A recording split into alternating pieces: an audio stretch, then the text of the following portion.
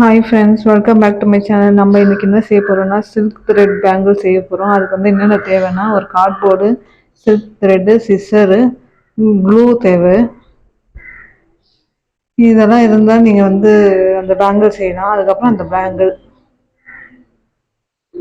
இது வந்து glue, scissor, silk thread, cardboard தேவைப்படும். கார்ட்போர்டு வந்து திக்காக வச்சுக்கோங்க, ஏன்னா கார்ட்போர்டு வந்து சுத்தத்துக்கு. இப்போ சில்க் த்ரெட் எடுத்து அந்த கார்ட்போர்டை வந்து சுற்றணும்.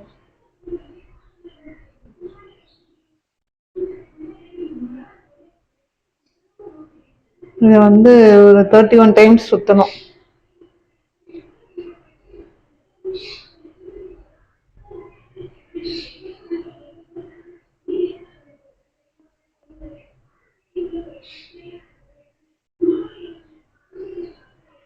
இந்த கலர் கிரே கலர்னால உங்களுக்கு தெரியல. அது வந்து 31 டைம்ஸ் இந்த மாதிரியே வந்து ஒரு சைக்கிள் அந்த மாதிரி சுற்றணும். ரவுண்டாக சுற்றிட்டு அதுக்கப்புறம் வந்து இந்த மாதிரி தான் சுற்றணும், நெருக்கமாக சுற்றணும். இந்த நூலை பிடிச்சிக்கணும் சுற்றிட்டு டைட்டாக.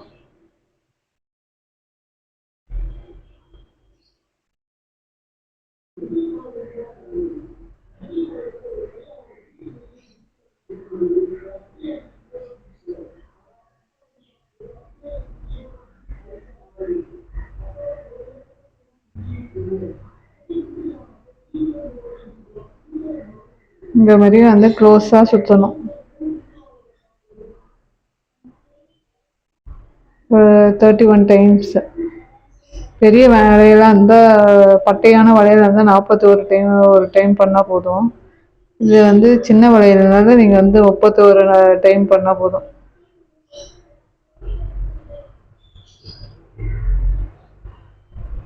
எல்லாத்தையும் நீங்கள் பொறுமையாக பண்ணணும், அவசரமாக பண்ணக்கூடாது.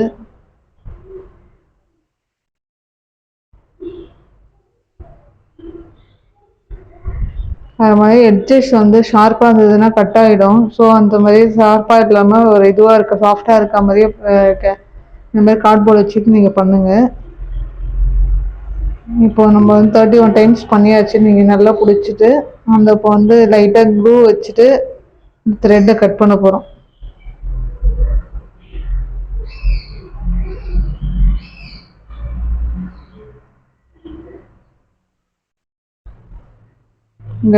இந்த க்ளூ எல்லாம் ஃபெவிகால் கூட இங்கே யூஸ் பண்ணலாம். நான் வந்து இந்த க்ளூ யூஸ் பண்ணுறேன். இதை லைட்டாக கம்மு வச்சுக்கிட்டு அந்த இடத்துல கட் பண்ணிங்கன்னா உங்களுக்கு வந்து நூல் வந்து பிரிஞ்சு வர த்ரெட்டு பாருங்க.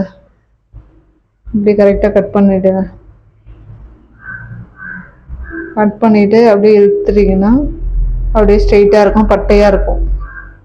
அது வந்து கொஞ்சோண்டு அந்த பிளாஸ்டிக் பேங்கிள் இருக்குல்ல, நீங்கள் வந்து இந்த த்ரெட்டு கலரே பேங்கிள் எடுத்துக்கலாம், இல்லை வேறு கலர் கூட எடுத்துக்கலாம். நீங்கள்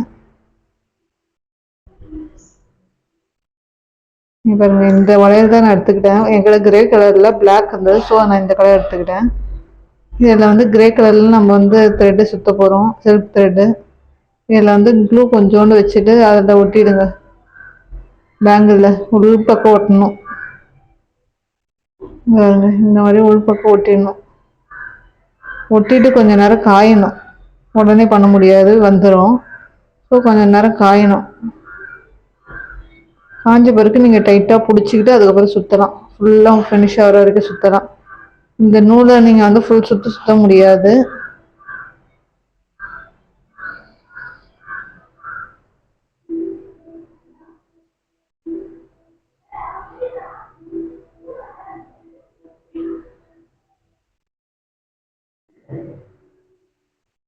ஃபுல்லாக ட்ரை ஆகணும். ட்ரை ஆன பிறகு தான் வந்து நீங்கள் வந்து சுற்ற ஆரம்பிக்கணும். ட்ரை ஆகிடுச்சின்னா நீங்கள் அந்த பட்டையாக அப்படியே அதே இதுவாக சுற்றிக்கிட்டே வரணும். ஒன்றுக்கு மேலே ஒன்று சுற்றக்கூடாது, அடுத்தடுத்து சுற்றிக்கிட்டே வரணும். ஒன்றுக்கு மேலே ஒன்று சுற்றினீங்கன்னா அப்படியே பட்டையாக இருக்க மாதிரியே இருக்கும், அந்த மாதிரியே இருக்கக்கூடாது.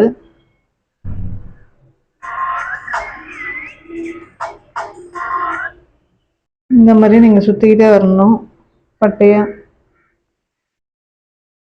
ஸ்லோவாக சுற்றுங்க, ரொம்ப ஸ்பீடு. பழக்கம் இருக்கவங்க ஸ்பீடாக சுற்றலாம், பழக்கம் இல்லாதவங்க ஃபஸ்ட்டு செய்யும்போது நீங்கள் ஸ்லோவாக பட்டையாக செய்யுங்க.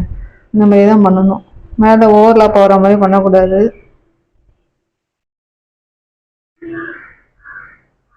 இந்த மாதிரி பண்ணிகிட்டே வாங்க. இது வந்து நம்ம இதை ஃபினிஷ் பண்ணி இன்னொரு த்ரெட்டு வந்து அந்த மாதிரி பண்ணுற மாதிரியே இருக்கும்.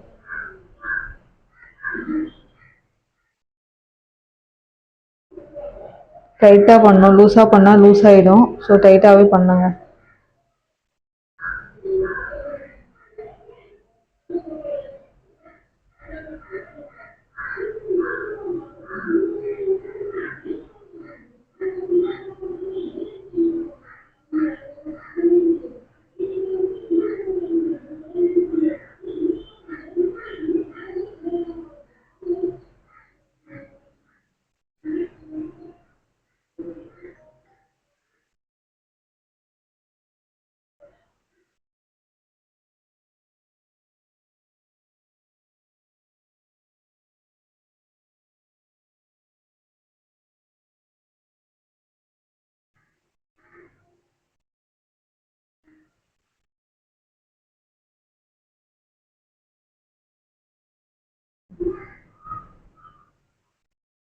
இந்த மாதிரி நூலை சுற்றிக்கிட்டே வாங்க ஃபுல்லாக.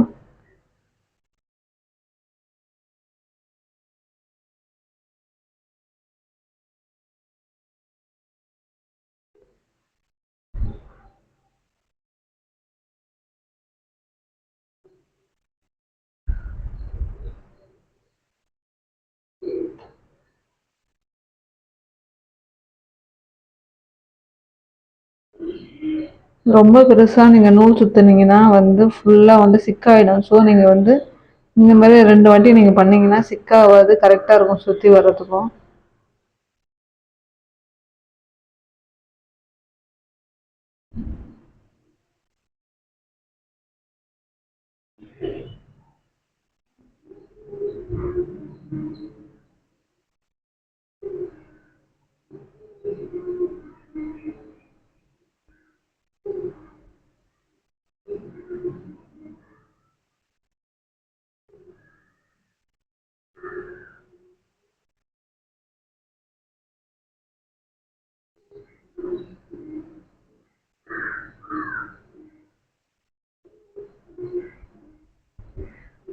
இப்போ இந்த த்ரெட்டு முடிஞ்சிடும். அதில் வந்து நீங்கள் வந்து கம்மு வச்சுட்டு அதுக்கப்புறம் சிசர் வச்சு அந்த கரெக்டாக கட் பண்ணிவிடுங்க. இந்த பிசர்லாம் இல்லாமல் அந்த அளவுக்கு அழகாக கட் பண்ணிவிட்டு ஒட்டிடுங்க. ஒட்டிட்டு கொஞ்ச நேரம் காய வச்சிங்கன்னா நல்லா காஞ்சிரும். வருங்க எக்ஸ்ட்ரா ஒரு நூலை கட் பண்ணிவிடுங்க. கட் பண்ணிவிட்டு கம்மு போட்டு ஒட்டிடணும். ஒட்டிட்டு திருப்பியும் அந்த மாதிரி சுற்றி திருப்பியும் வந்து கம்மு வச்சு ஒட்டி அதுக்கப்புறம் ஃபுல்லாக ஃபினிஷ் பண்ணணும்.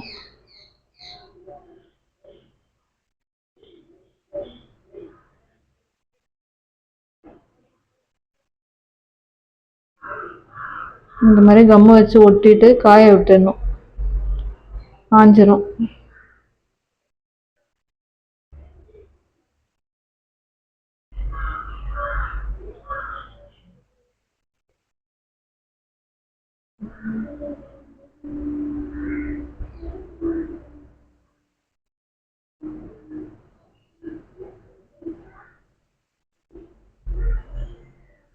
நெக்ஸ்ட்டு வந்து செகண்ட் ரவுண்டு அந்த மாதிரி தான் நூல் சுற்றிட்டு அதுக்கப்புறம் நம்ம பண்ணணும். இதே மாதிரியே பண்ணணும். அது முடிஞ்சோடனே ஃபுல்லாக பேங்கிளுக்கே அந்த த்ரெட்டு சுற்றியாச்சு. நெக்ஸ்ட்டு வந்து நம்ம வந்து பீட்ஸ் வைக்க போகிறோம், குந்தன் பீட்ஸு. அது வந்து நீங்கள் இதே வளையலுக்கு ஏற்ற கலராக வைக்கலாம், இல்லை கோல்டன் கலரும் வைக்கலாம். நான் இப்போ வந்து கோல்டன் கலர் வைக்க போகிறோம். இதில் வந்து ரவுண்ட் பீட்ஸ் இருக்குல்ல, அந்த குந்தன் தான் வைக்க போகிறோம். முன்னாடியே க்ளூ வச்சுருங்க சுற்றி. வச்சு பார்த்தீங்கன்னா உங்களுக்கு அது கரெக்டாக வர தெரியும், எங்கெங்கே பீட்ஸ் வைக்கலான்னு சொல்லிட்டு. நீங்கள் வச்சுட்டு பண்ணிங்கன்னா அதுக்கப்புறம் வந்து வைக்க முடியாது. ஸோ வந்து கம்மு வச்சுட்டு அதுக்கப்புறம் நீங்கள் வைங்க.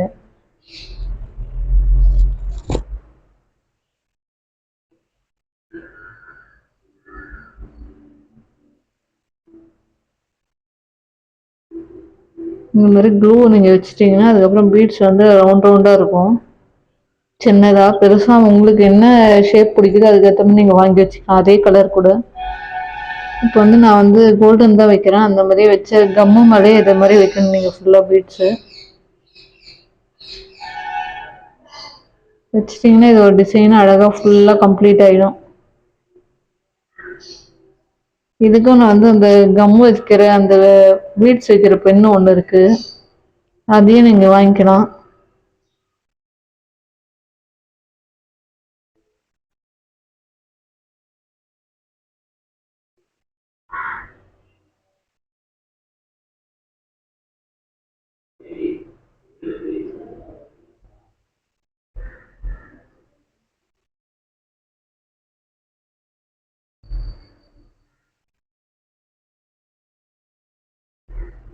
இந்த மாதிரியே வந்து ஃபுல்லாக வந்து கோல்டன் பீட்ஸ் வச்சுட்டு கம்ப்ளீட் பண்ணிட்டீங்கன்னா, இந்த மாதிரியே ஒரு 4-5 வளையல் இந்த மாதிரி சின்னதாக பண்ணிங்கன்னா அழகாக இருக்கும் போடுறதுக்கு, ட்ரெஸ்ஸுக்கு மேட்சிங்காக.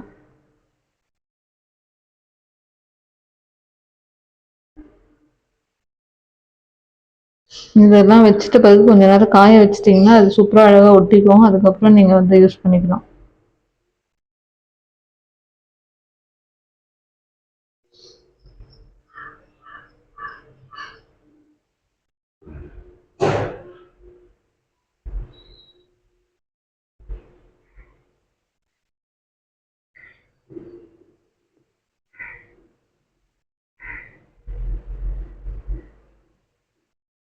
இதுக்கு என்னென்ன மெட்டீரியல் வேணும்னா, இந்த மாதிரி பிளாஸ்டிக் பேங்கிள்ஸு, அப்புறம் த்ரெட்டு, சில்க் த்ரெட்டு, அதுக்கப்புறம் சிசரு, அதுக்கப்புறம் கார்ட்போர்டு. இந்த பாருங்க, இந்த மாதிரியே பண்ணிட்டீங்கன்னா சிம்பிளாக டிசைன் அழகாக இருக்கும். அடுத்த வீடியோ பார்க்கலாம். பாய்.